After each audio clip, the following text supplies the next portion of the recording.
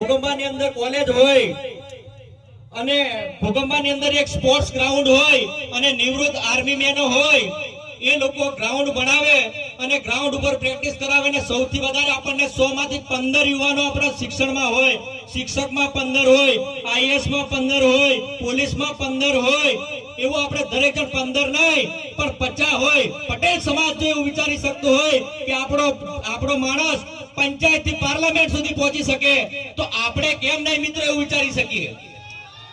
અહીંયા એક તકલીફ થાય છે, કોઈ સમાજનો સારો માણસ હોય અને ઉભો થવાનો પ્રયત્ન કરતો હોય ત્યારે એને પાડી દેવામાં આવે છે અને આપ બધા જાણતા હશો, એ વાત સત્ય છે. તો હવે મારે વધારે કઈ કહેવું નથી અને આપ સૌ આ રીતે એકતા રાખજો અને બધા હળીમળીને રહેજો. વાદ વિવાદ અને ઝઘડા તો રહેવાના જ છે, પણ આપણે સૌ શાંતિ હળીમળી આપણો સમાજ એક થાય અને સૌ હળીમળીને ચાલો.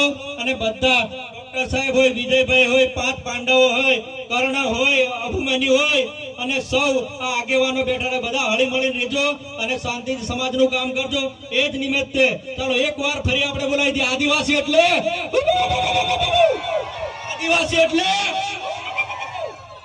તો ચાલો આ સાથે હું મારી વાણીને વિરામ આપું છું. જય આદિવાસી, જય જોહર.